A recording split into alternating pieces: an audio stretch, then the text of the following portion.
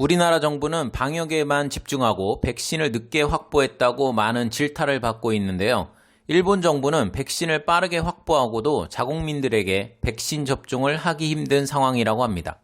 현재 일본은 화이자 1억 2천만 회분, 모더나 5천만 회분, 아스트라제네카 1억 2천만 회분 등 총 2억 9천만 회분의 백신을 확보했는데요. 1억 2,600만 명인 일본 전체 인구가 2번씩 맞아도 남는 양을 확보했습니다.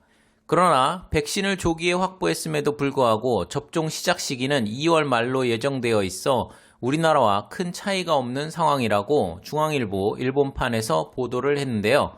일본에서 백신 사용 승인을 받기 위해서는 반드시 국내 임상시험 1, 2, 3차를 거쳐야 해 시간이 오래 걸리다 보니 국내 임상시험을 별도로 하지 않는 우리나라와 접종 시기가 비슷할 것으로 보인다고 합니다. 모더나는 1월에 일본에서 200명 규모의 임상시험에 들어갈 것이라고 발표했지만 언제쯤 접종을 시작할 것인지에 대해서는 명확히 밝히지 못하고 있습니다. 미국 FDA의 승인을 아직 받지 못한 아스트라제네카의 경우 9월부터 임상시험을 진행하고 있습니다. 스가 요시히데 총리는 백신의 안전성과 유효성 심사를 진행하고 승인된 백신을 2월 하순부터 접종을 시작할 수 있도록 준비하고 있다고 밝혔습니다. 니혼게이자이 신문은 백신 후진국이라는 제목의 기사에서 이 같은 승인 체계의 문제점을 지적하고 모든 선진국들이 현 상태를 전쟁과 테러에 버금가는 재난으로 인식하고 있는데 반해 일본의 코로나 바이러스에 관한 의료 행정과 감염증 대책은 위기의식이 부족하다고 비판했습니다.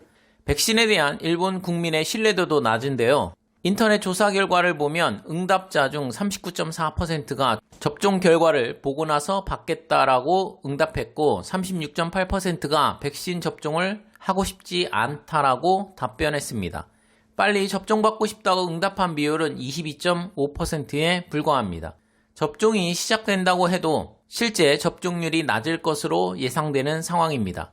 2009년 신종플루 유행 당시 스위스 노바티스와 구매 계약을 체결한 2,500만 회분 중 1,660만 회분을 폐기한 사례가 있습니다. 당시 예측과는 달리 유행이 대규모로 확대되지 않았기 때문에 유효기간이 짧은 백신을 폐기할 수밖에 없었습니다.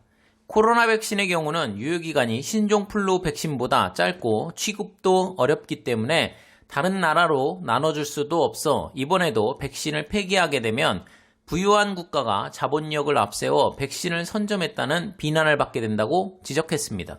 이러한 비난을 피하기 위해 지자체에서 접종 대상자에게 쿠폰을 배포하는 형식으로 진행될 것이라고 예상하고 있는데요. 이 때문에 백신 접종 과정이 상당히 복잡할 것이라고 합니다. 백신에 대한 불신으로 인해 미국도 계획했던 것보다 매우 더딘 속도로 접종이 진행되는데 일본은 더 느린 속도로 접종이 진행될 가능성이 높습니다. 일본 네티즌 반응입니다. 총리가 먼저 맞는다고 하니 그건 높이 평가한다. 다른 나라보다 느리다는 비판도 있지만 백신 부작용에 신중한 일본의 대응이 반드시 틀리다고 할 수는 없다. 총리나 국회의원들은 빨리 접종했으면 좋겠다. 하지만 의료 관계자는 결과를 보고 안전하다면 접종하는 것이 좋다고 생각합니다. 백신은 어디까지나 감염에 대한 방어책으로 완전히 감염을 방지할 수 없다. 앞으로도 마스크 착용을 생활화해야 한다. 접종 시작 계획에 조금 안심했습니다. 아비간 승인은 역시 없을 것 같네요. 국민의 관심이 온통 백신에 쏠려 있기 때문에 국민들이 아비간의 존재를 잊을 무렵 결국 승인 불가라는 결과가 발표될 것 같습니다. 미국에서는 대형 약국에서도 접종할 수 있다. 일본에서도 희망하는 순서대로 빨리 접종을 시작했으면 좋겠다. 국제 인증이 끝난 화이자의 노력에 경의를 표한다. 신중하게 일본에서 이중 체크를 하는 것이 좋다고 생각하는 놈들에게 완전히 시간 낭비라고 말해주고 싶다. 신중함인지 자국 제품이 아니면 한 수 낮게 보는 오만함인지 모르겠지만 이 시국에 이미 임상시험을 거친 백신을 가지고 임상을 다시 한다는 게 그리 좋아 보이지는 않네요. 시청해주셔서 감사합니다.